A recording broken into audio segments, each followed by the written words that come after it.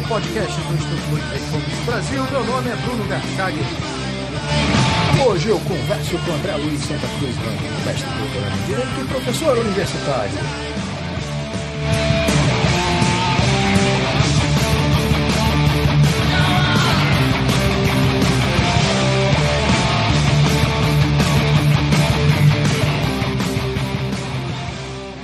Seja muito bem-vindo, André. Obrigado, Bruno. André, no podcast que gravamos no ano passado, você já havia feito uma crítica severa ao Conselho Administrativo de Defesa Econômica, o CAD, e defendeu a sua extinção.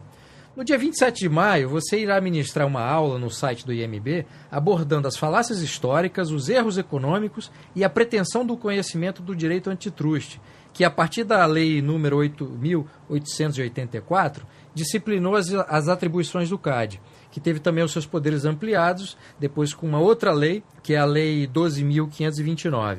A pergunta que eu gostaria de te fazer é a seguinte: qual a origem dessa ideia e por qual razão o direito antitruste é ensinado aos alunos do curso de Direito e defendido pela maioria dos estudiosos brasileiros como se fosse algo estruturalmente fundamental ao funcionamento do mercado?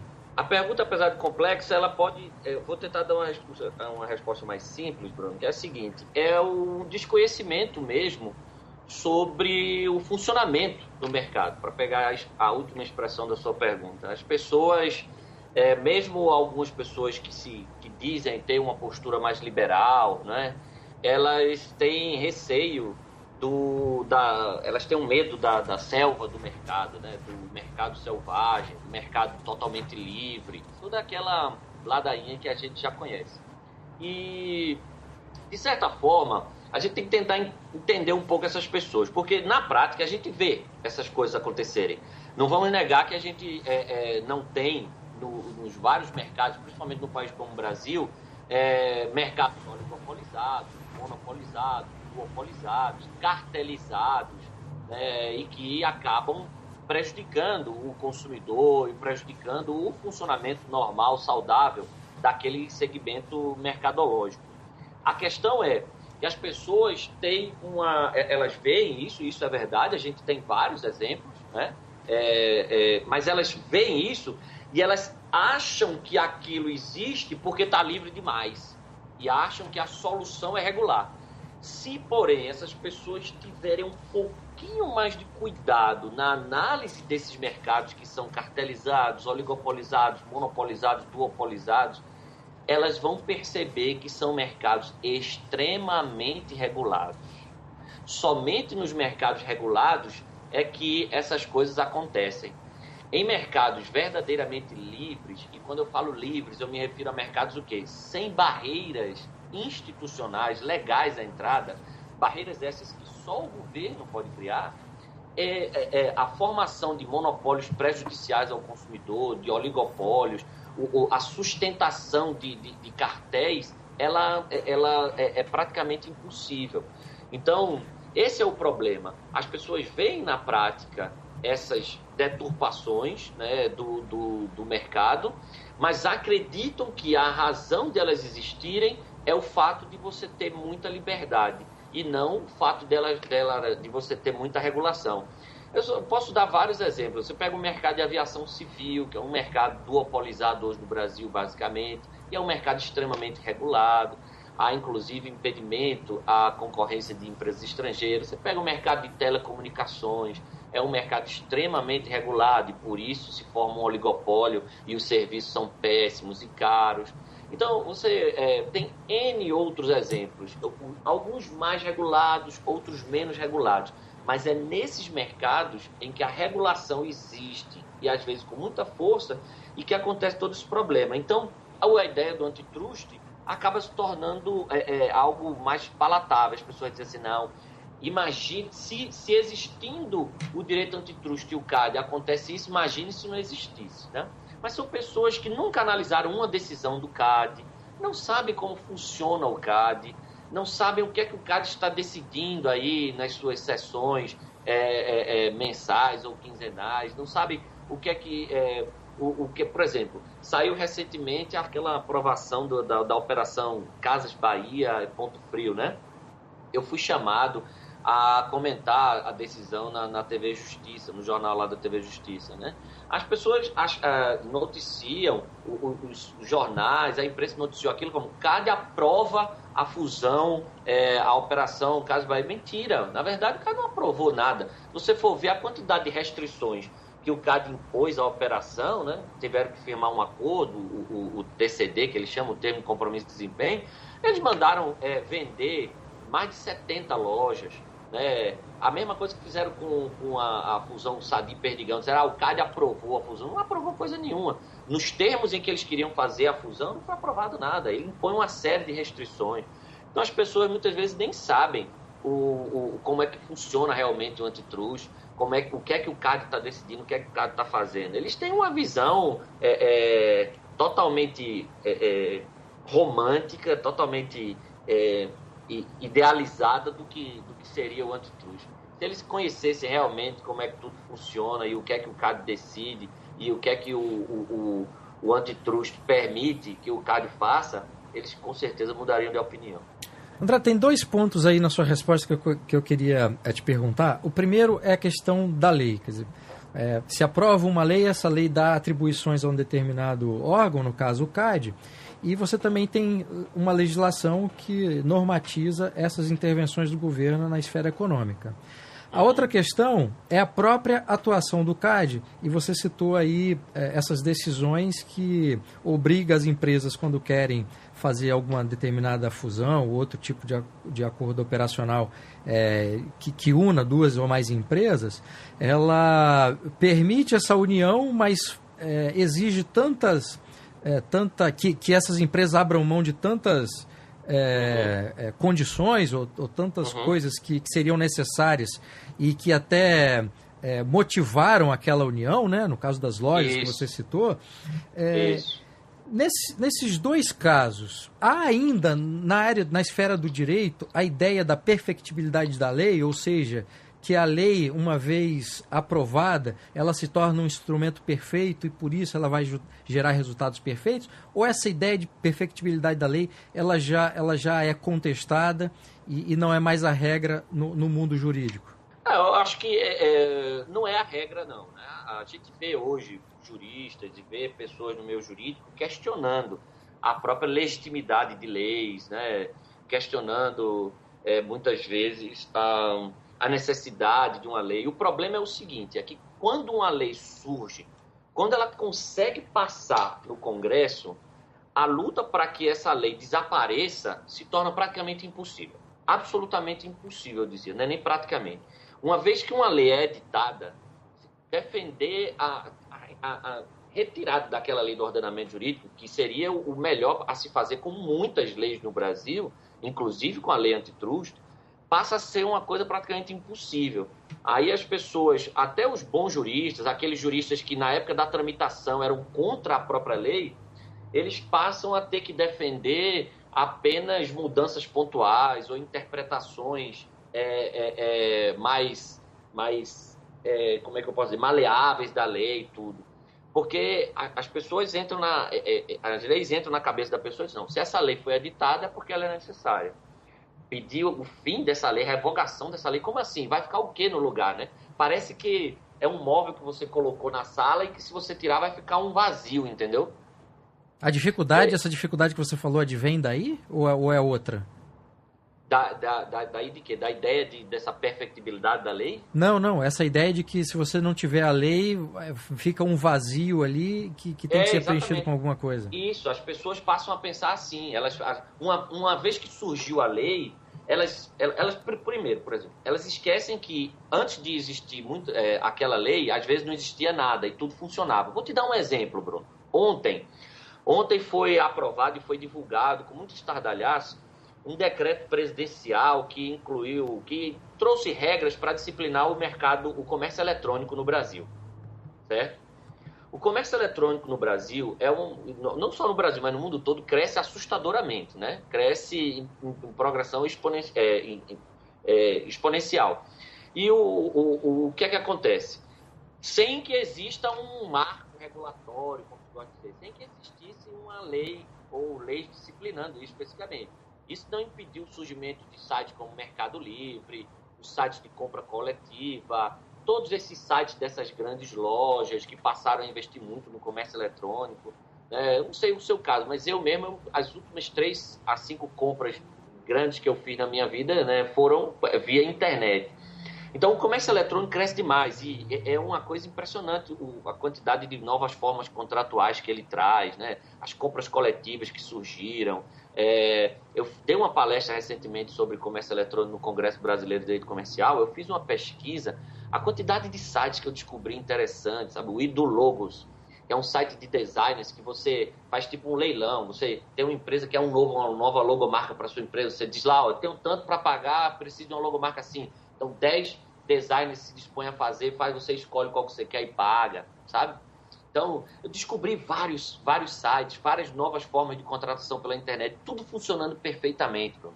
O Reclame Aqui, que é um site que hoje as empresas todas são cadastradas, o consumidor que reclama lá, elas dão um jeito de resolver, porque elas se preocupam com aquele aspecto reputacional, né, que elas precisam ter, e a internet pode sujar o nome de uma empresa rapidamente.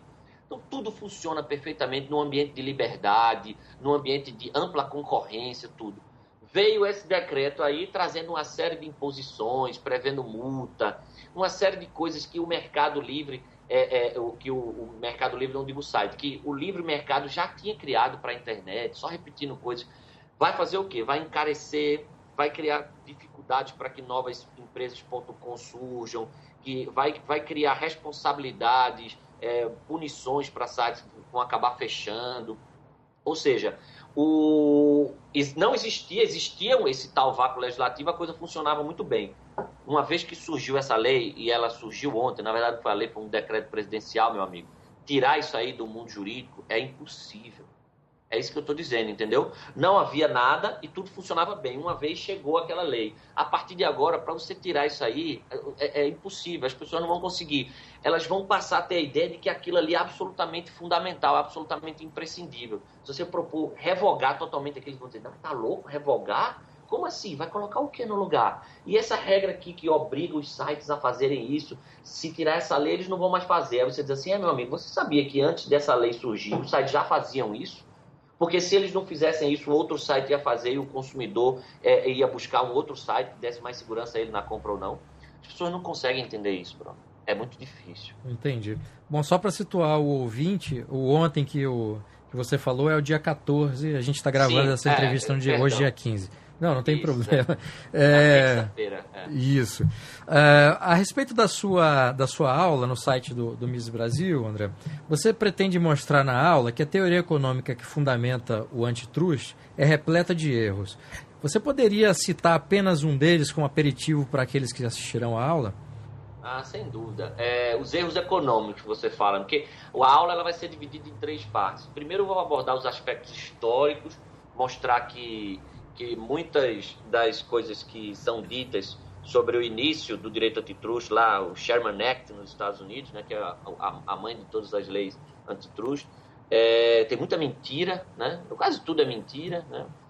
O fundamento, o motivo histórico mesmo para a criação do Sherman Act foi protecionismo, né? Proteger empresas incompetentes contra empresas competentes. O outro ponto é a pretensão do conhecimento, né?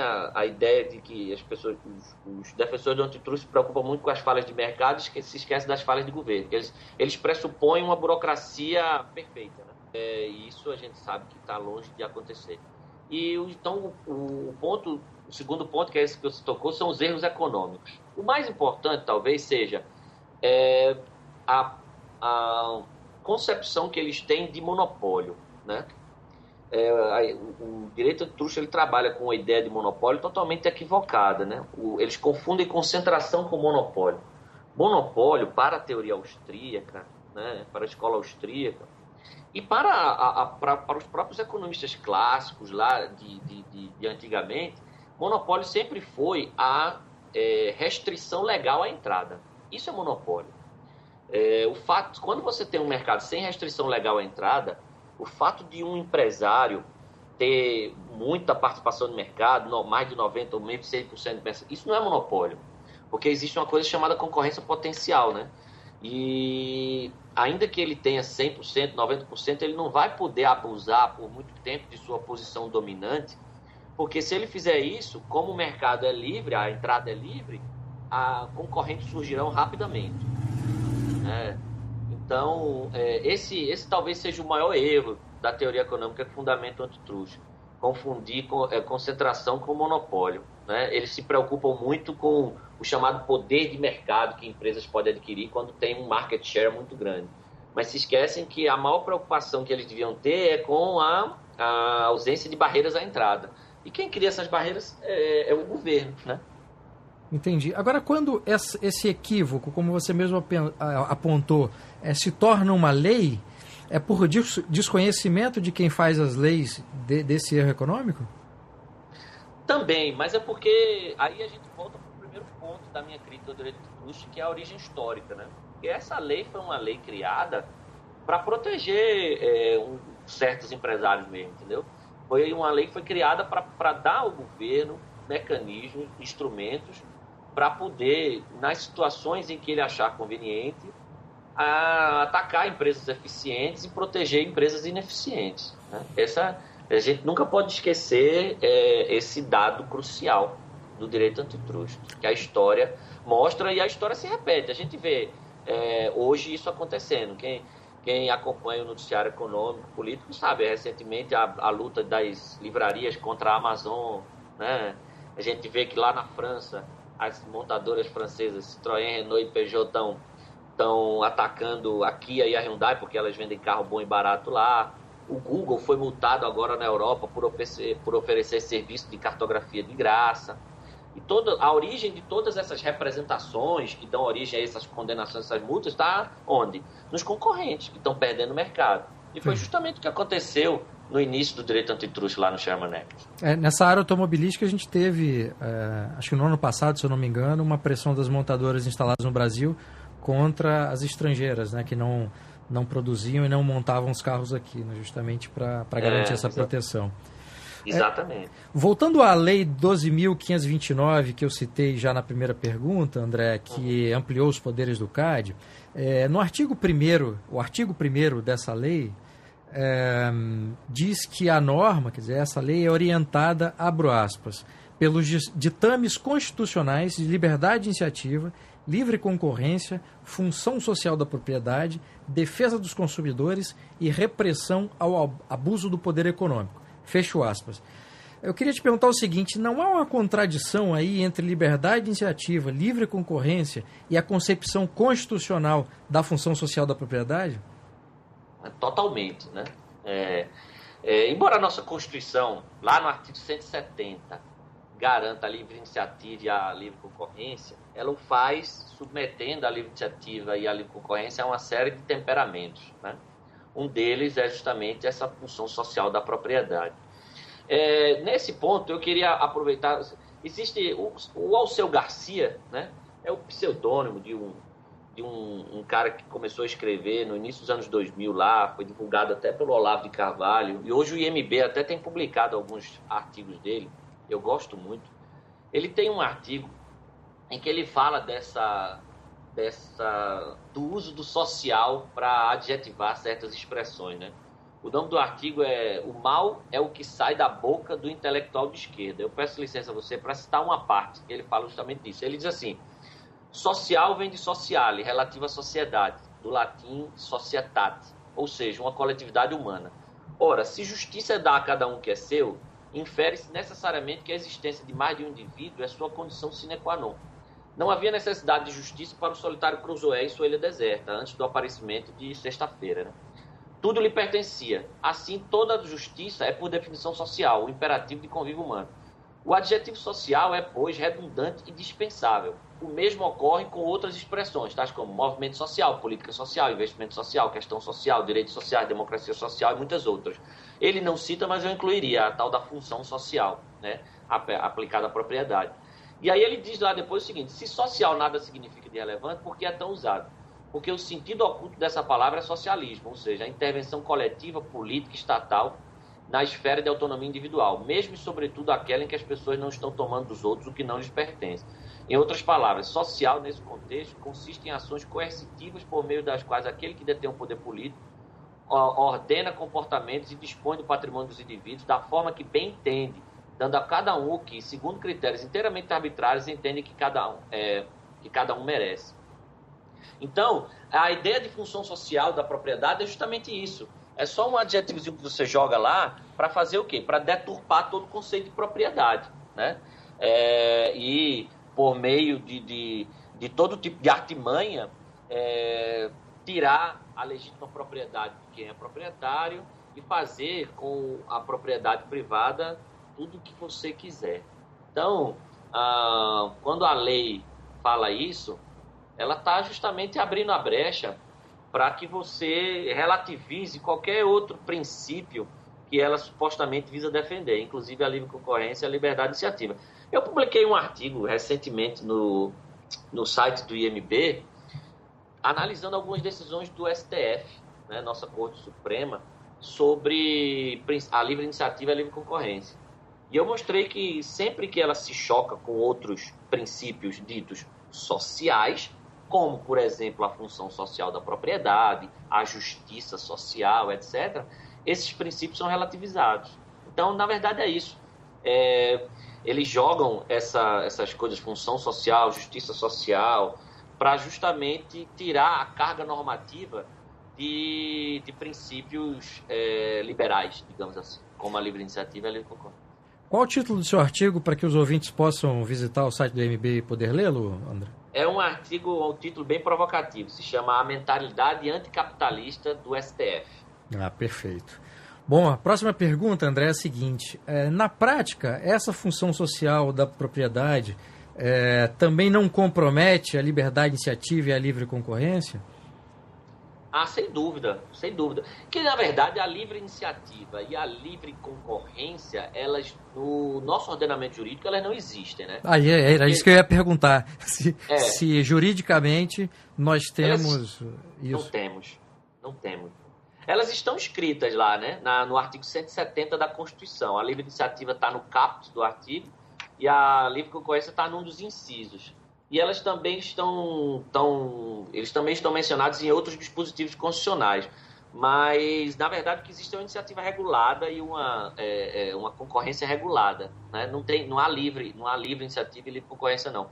E muito disso é por causa da função social da propriedade, né? E de outros princípios sociais que acabam relativizando esses conceitos. Porque você tem, por exemplo, livre iniciativa, a regulamentação de profissões, né?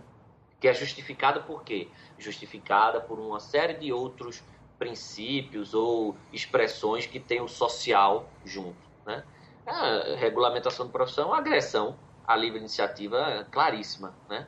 E há também, consequentemente, a livre concorrência.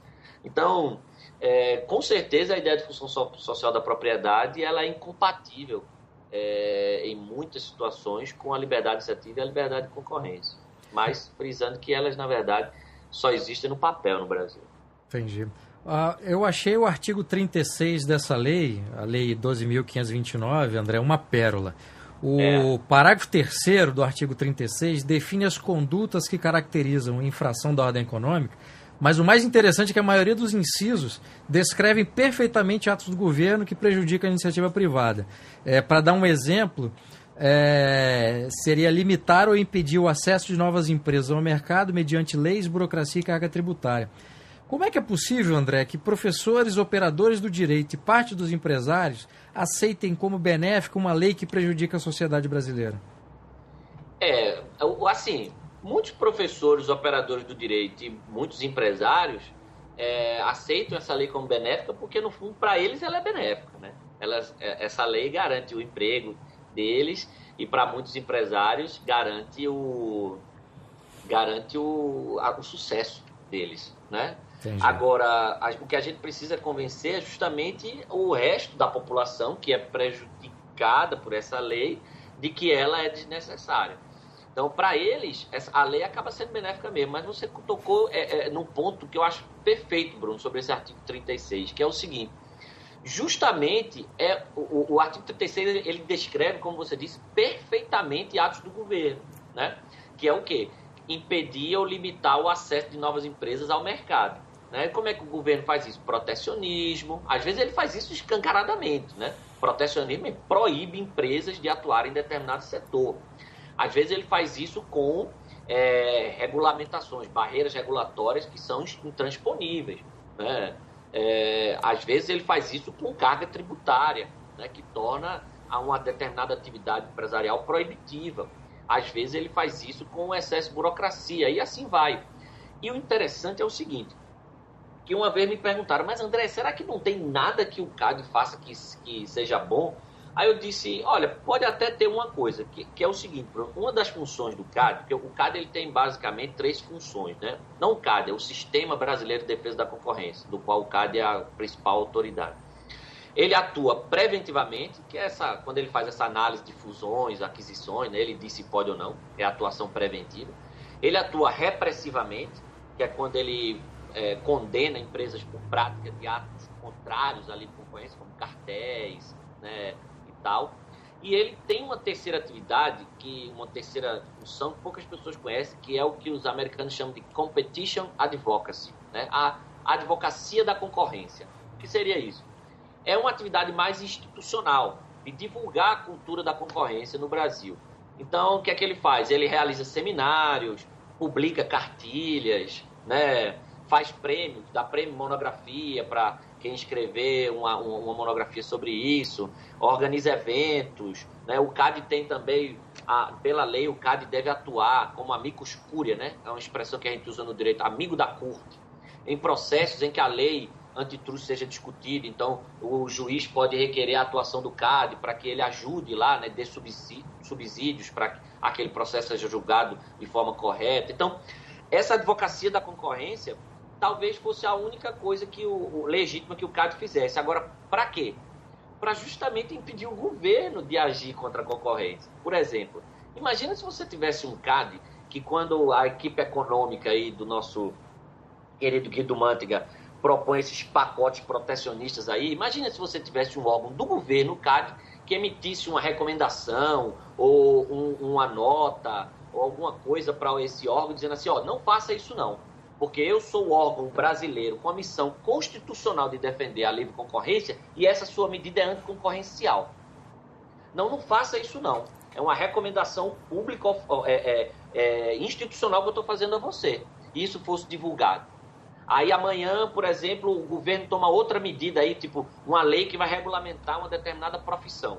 Aí o CAD emitisse uma recomendação também ao Congresso. Não aprova essa lei não. Ou então emitisse uma recomendação para o presidente da República, veta essa lei aí, porque essa lei é anticoncorrencial. Essa medida que vocês vão tomar é uma medida estatal que vai violar a livre concorrência. Entendeu? Entendi. Isso seria uma atividade legítima, mas é óbvio que a gente sabe que isso não acontece, né? Porque dentro do aparelho burocrático, você agir contra o governo é uma sentença de morte, né? Então, por mais que se diga, e no direito administrativo se diz muito isso, que as agências reguladoras, e o CAD, de certa forma, é uma espécie de agência reguladora, elas são independentes, são autônomas e tal, a gente sabe que isso não acontece, né? O cargo desses burocratas depende da aprovação de sabatina no Congresso, depende de indicação do chefe do executivo.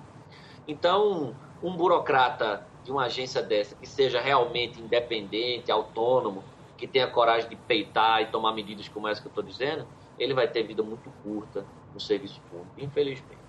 Entendi. Bom, além da questão legal e também digamos, desse padrão de comportamento de ação do CAD, que beneficia mais o governo ou beneficia exclusivamente o governo e não garante essa concorrência, cuja finalidade o órgão deveria cumprir, nós temos aí as decisões dos tribunais superiores, André. E no evento realizado no mês passado pelo grupo de estudos da Escola Austríaca de Brasília, do qual você faz parte, nós conversávamos sobre como essas decisões dos tribunais superiores têm atacado os contratos privados. Você me explicou como isso tem acontecido. Eu queria que você explicasse para os nossos ouvintes de que forma isso tem acontecido e por qual razão. Então, Bruno, esse foi o tema até do primeiro artigo que eu publiquei no site do IMB, o meu artigo de estreia, que é um artigo titulado Em Defesa do Direito de Firmar Contratos Livremente. Porque eu comecei a ficar muito revoltado com essa onda de intervenção nos contratos que tem crescido muito no direito, sabe? Principalmente na minha área, que eu sou professor de direito empresarial há muito tempo, a área do direito privado, então essa onda tá na moda, é o que eles chamam de dirigismo contratual, sabe? Eles dizem que é o seguinte, que a gente vive num mundo de desigualdades, sobretudo econômicas, e que, portanto, as relações contratuais de hoje não são como as relações contratuais de outrora, relações contratuais que eram feitas em pé de igualdade, né? Hoje as relações contratuais são assimétricas, é a expressão que eles usam. Então o Estado teria que intervir para corrigir essa assimetria contratual, né? E aí ele atuaria para defender justamente o que eles chamam de partes vulneráveis ou hipossuficientes, uma série de termos técnicos que se usa no meio jurídico. Então você tem, por exemplo, o Código de Defesa do Consumidor é um marco legislativo muito claro desse movimento dirigista, né? Desse dirigismo contratual no Brasil. E eu tenho, na medida do possível, me dedicado a combater isso no direito. Eu tenho me dedicado a combater isso, sobretudo na minha área, que é o direito empresarial, porque na minha área eu lido com contratos que são firmados entre empresários, então eu não consigo entender como é que se pode extrair uma assimetria contratual dessa relação, né? Mas no direito do trabalho, no direito do consumidor, no direito civil, essa ideia de dirigismo contratual é muito forte. E eles têm uma máxima, né, que é uma frase, atribuem essa frase a várias pessoas, a lei liberta e a liberdade escraviza. Né? É uma lei, é uma frase que poderia ser tirada de 1984, né, do nosso querido George Orwell. Né? Paz, liberdade e escravidão. Quer dizer, a lei liberta e a liberdade escraviza. Isso parece Lenin, pô. Isso é Revolução Bolchevique, rapaz. Pois é, mas deve ter sua origem por lá, viu, Bruno? Não duvido, não. Então, eu tenho me dedicado muito a combater isso, sabe, Bruno? Assim, tenho me dedicado muito mesmo a combater isso, nas palestras que eu dou, nas minhas aulas, no meu livro. Publiquei esse artigo no site do MB dizendo, a gente tem que lutar para restaurar a teoria clássica dos contratos, né? A ideia de autonomia privada, que as partes são livres para celebrar contratos, a ideia de força obrigatória dos contratos, né? Uma vez firmado um contrato, ele deve ser cumprido, porque hoje esses princípios contratuais eles têm sido totalmente relativizados, como você bem disse, nos tribunais brasileiros. Você vai para os tribunais superiores, principalmente o Superior Tribunal de Justiça, que nesse caso aí acaba sendo o tribunal máximo, porque são questões privadas, então dificilmente chegam ao Supremo Tribunal Federal.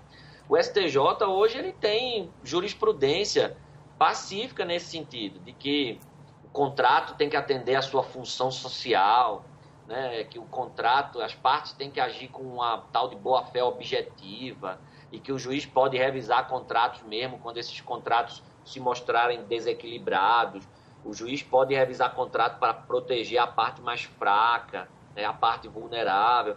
Então, contratos no Brasil, eles valem cada vez menos, né? E isso é muito sério. Você pega esses rankings de liberdade econômica, o ranking da Heritage Foundation, o ranking do Doing Business, você vê que quando se trata de cumprimento de contrato, o Brasil está lá nos últimos lugares, sabe?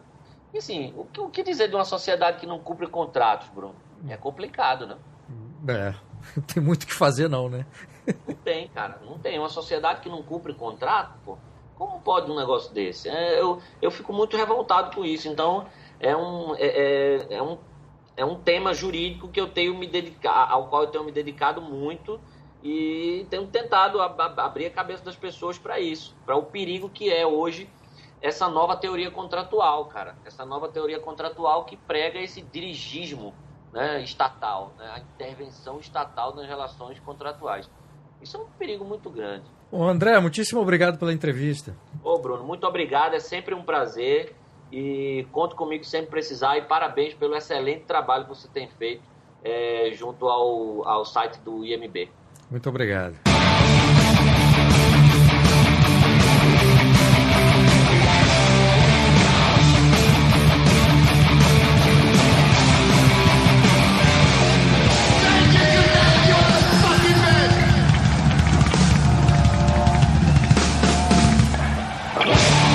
Esse foi o podcast do Instituto Ludwig Gomes Brasil. Meu nome é Bruno Garchag.